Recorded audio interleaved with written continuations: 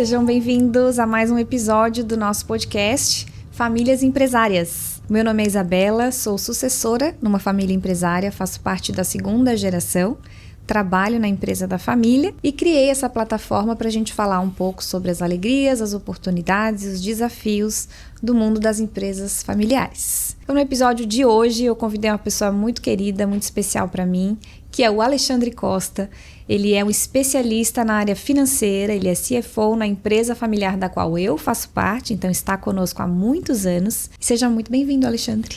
Obrigado, Isabela, obrigado pelo convite. Dizer que é uma grande oportunidade e uma satisfação poder estar participando aqui no teu podcast. O Alexandre tem um mestrado em finanças, tem especialização na área de mercado de capitais, Private Equity, Venture Capital, né, Alexandre? Isso. Então, ele tem muito conhecimento para compartilhar com a gente, principalmente com relação a esse mundo das empresas familiares e finanças, né? A gente sabe que é um mundo que precisa de muita responsabilidade, especialmente na área patrimonial. Então, hoje a gente vai começar aqui, a gente tem algumas perguntas, Alexandre, que eu preparei, né?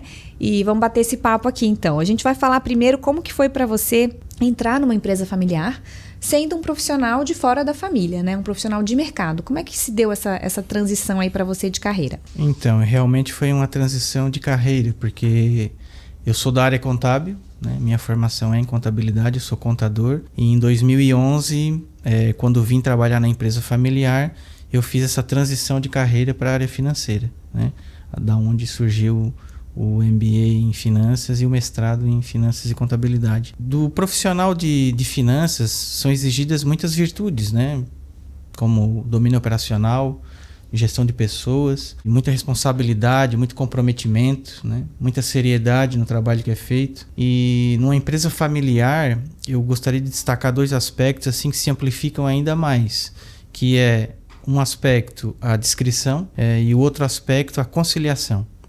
Além de todas as virtudes, esses dois aspectos eu procurei destacar para conversar um pouquinho sobre isso, né? Numa empresa familiar, dependendo da composição, da estrutura, muitas vezes eu costumo dizer que nós temos vários donos. Sim. Né?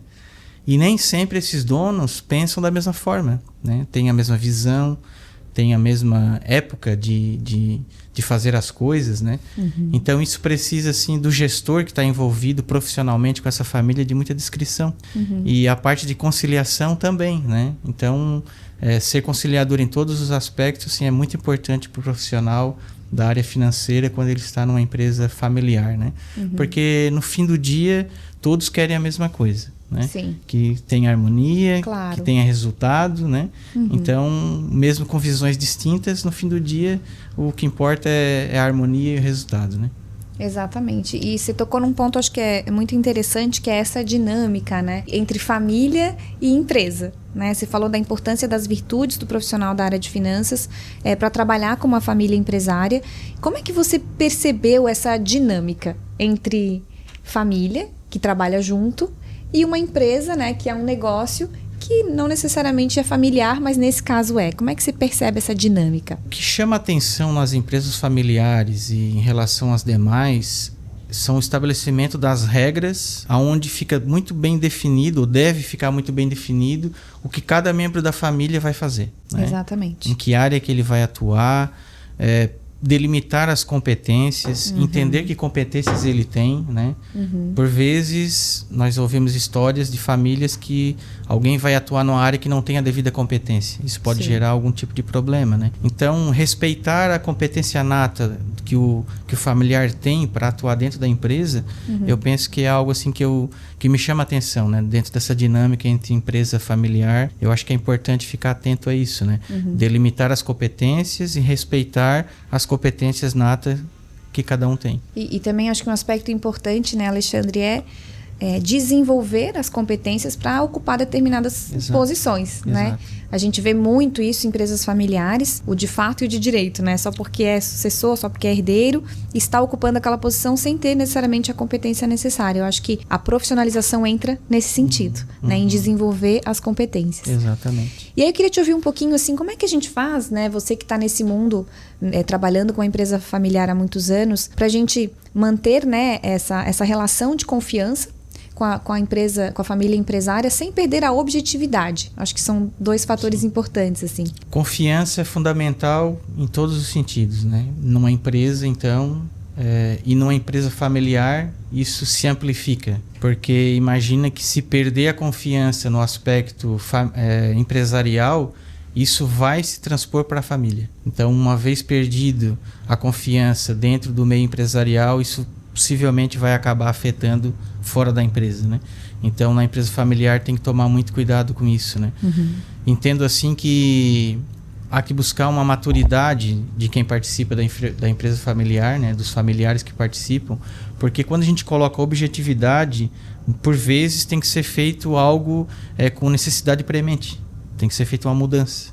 E se não tem a maturidade para entender essa mudança, pode gerar algum tipo de conflito, né? Sim. Então, a gente observa que às vezes há mudanças que nós vamos compreendendo na linha do tempo, né? E numa empresa familiar, como não são profissionais do mercado, por vezes se sente na liberdade de entender que aquele não é o momento e atuar de uma forma muito incisiva no momento que não era necessário. Então, isso pode atrapalhar um pouco, né? Então, dá sim para criar confiança sem perder a objetividade.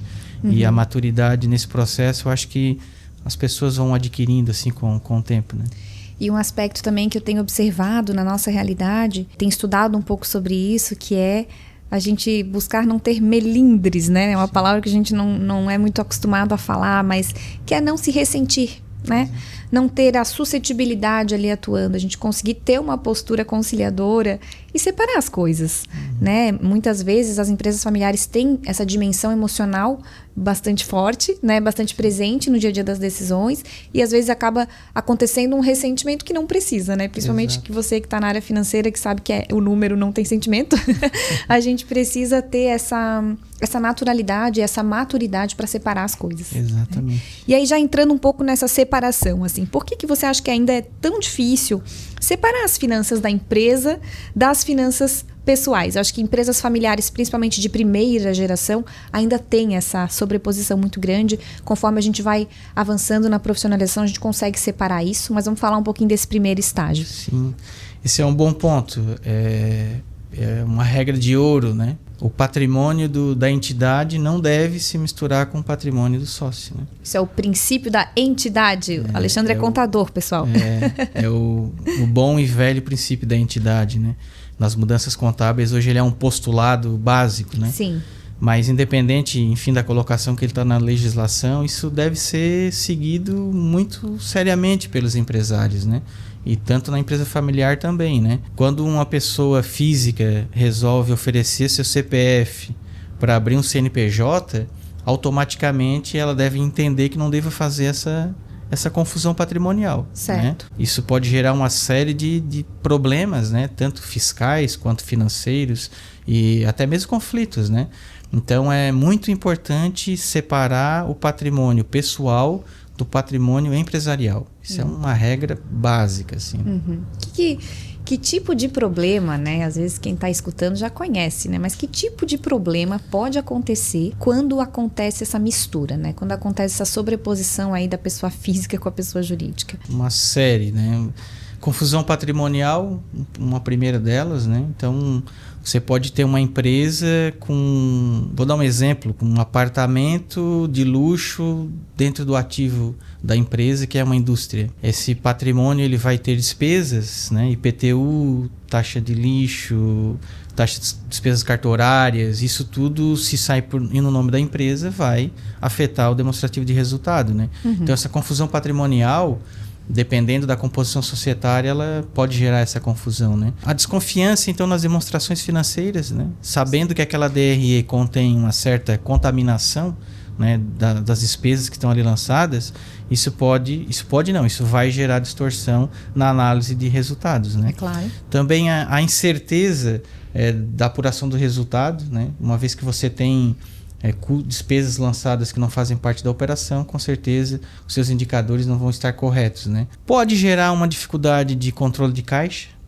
porque a empresa bem organizada, ela com certeza vai ter um orçamento, e nesse orçamento estão previstos as despesas, os custos da empresa. Por vezes cai para fazer um pagamento pessoal, né? Então isso pode gerar algum tipo de dificuldade na gestão de caixa, né? Pode gerar conflitos com herdeiros e gestores, inclusive, né? Dependendo de como for a estrutura hierárquica dentro da empresa, né? Isso pode gerar algum tipo de conflito, até entre as questões profissionais e familiares. Então, evitar, né, esse tipo de problema é fundamental. Esse último ponto acho que é o principal, né, Alexandre? Que é essa confusão patrimonial que acontece misturando aí empresa com patrimônio, com família, e aí você tem às vezes regras diferentes para membros da família diferentes, exato, né? Esse aqui exato, ganhou isso, esse aqui ganhou exato, aquilo, no aspecto material. Essa confusão patrimonial gera uma incerteza muito grande, né? Uma falta de objetividade, e né, segundo a estatística, a principal razão das empresas familiares não conseguirem levar suas empresas adiante, né? Justamente essa confusão patrimonial. E aí vamos falar um pouquinho de coisa boa, né? Na prática, assim, o que acontece quando a família entende essa diferença, né? Felizmente, hoje, né, a gente tem essa saúde financeira aqui na empresa, a gente faz essa separação com muita clareza, né? O que você vê de benefício quando as famílias empresárias entendem essa separação? O primeiro ponto é entender a empresa como empresa. Se está bem separado as coisas, você tem seu cartão de crédito pessoal, não usa o cartão de crédito da empresa, você não paga nenhuma conta pessoal nas contas da empresa, você tem o seu patrimônio pessoal, né? Se não for uma estratégia fiscal, né? Na sua pessoa física. Então, isso tudo favorece muito, né? Então, enxergar a empresa como empresa. A empresa também ela tem que ter uma visão de longo prazo. Sim. Né? E para criar essa visão de longo prazo, essas regras vão favorecer muito. Se você começa a fazer essa confusão patrimonial, no longo prazo isso vai acabar se desvirtuando. Então, criar essa visão de longo prazo é importante, né? Excluir desconfiança, né, entre sócios e familiares. Como você falou, né? Se tem mais de um herdeiro na empresa, todos serão tratados da mesma forma? Quais os critérios que vão ser usados para um, para outro, né? Então, a importância da exclusão desses conflitos, ela também é fundamental, né? E o outro aspecto assim, que destaco é a melhora no envolvimento dos stakeholders, né? Então, se você precisa acessar um banco, se você precisa passar por uma auditoria, se você precisa, num determinado momento, entrar com um investidor, como explicar para essas instituições que você tem patrimônio pessoal junto ao patrimônio da empresa, né? Exato. Não, aquele apartamento eu não posso dar em garantia porque é um bem de família. Isso dificulta bastante, né? Então, acho que é importante, né? Na prática, fazer essa separação de fato. Assim.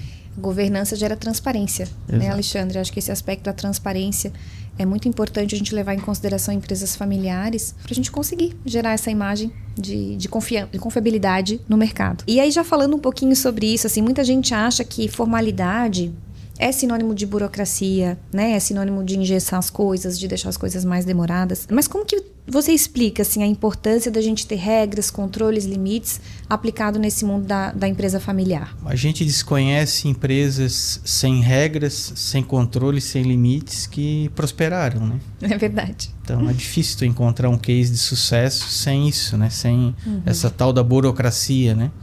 A governança ela é fundamental e numa empresa familiar, de novo, eu uso a palavra, ela se amplifica, né?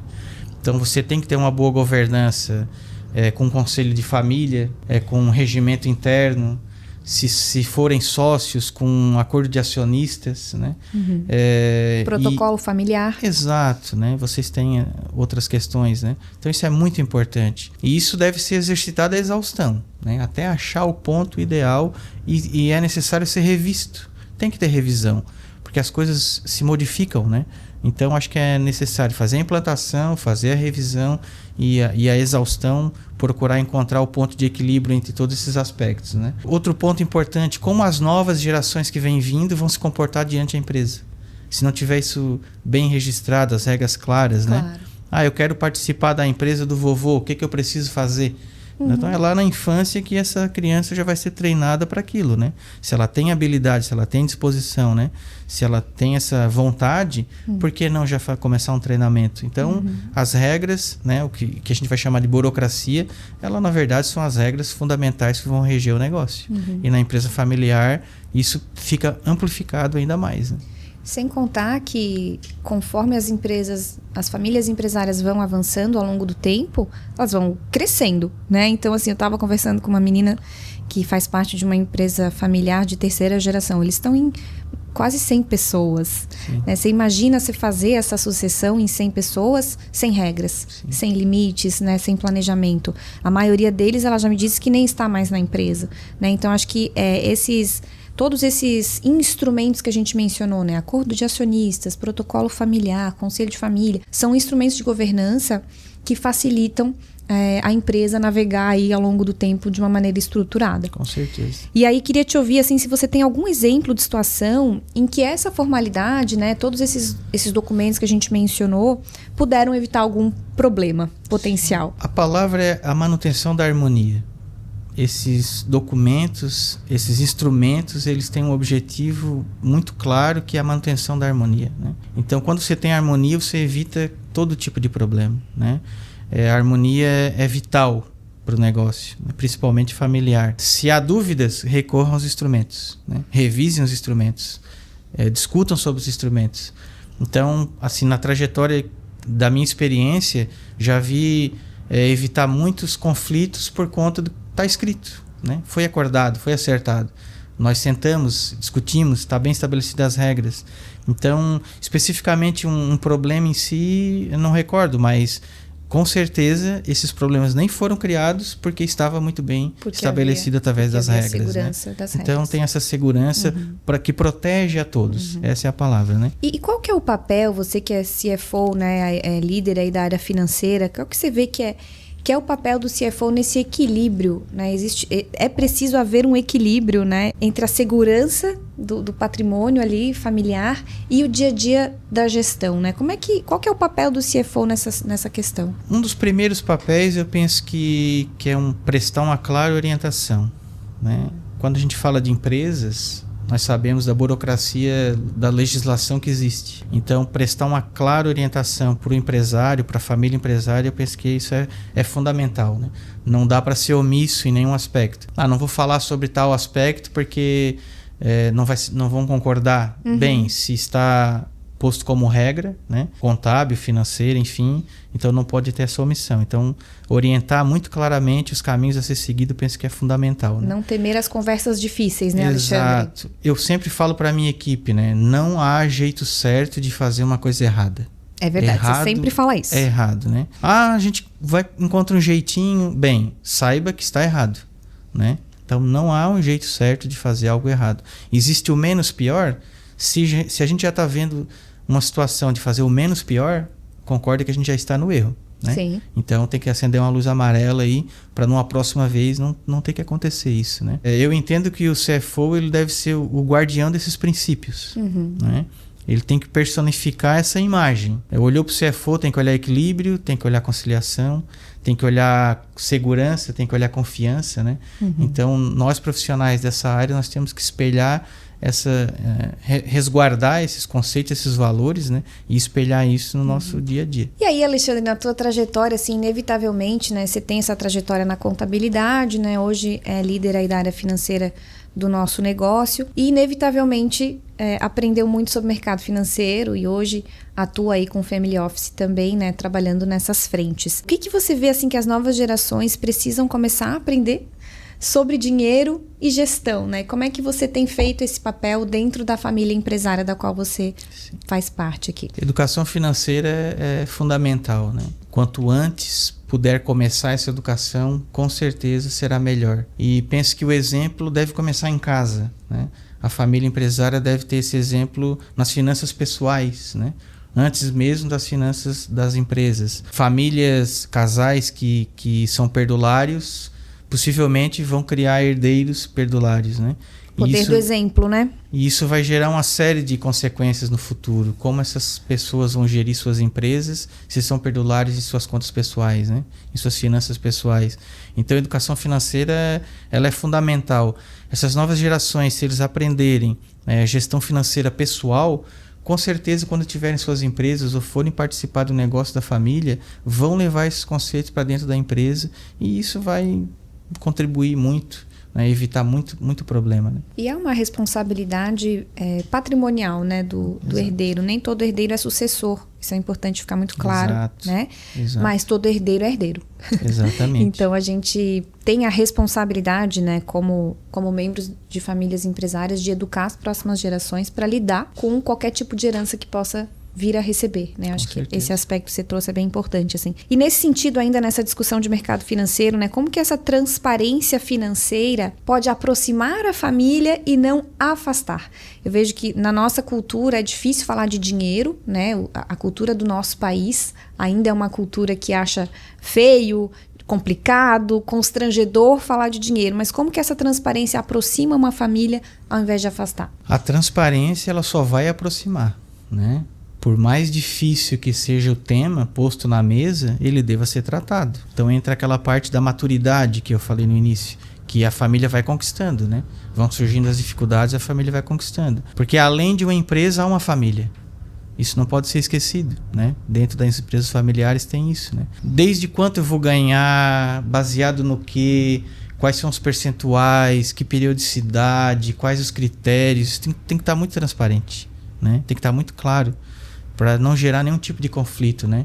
Então, quanto mais transparente forem esses aspectos, melhor. E aqueles documentos da governança que a gente comentou antes são fundamentais, porque ali pode estar estabelecidas essas regras, né? E elas têm que ser revistas. Então, passou um determinado momento, eu não concordo mais com a situação que a gente mesmo estabeleceu lá atrás. Vamos sentar, vamos conversar, vamos rever. Se for possível, será revisto, né? Mas a importância dessa aproximação da família através da transparência é fundamental. Jamais a transparência vai afastar, ao contrário, né? Então dá para falar de dinheiro em família com leveza? Com certeza, é fundamental, né? Como você mesmo mencionou, existem as crenças limitantes, né? Criado por uma cultura.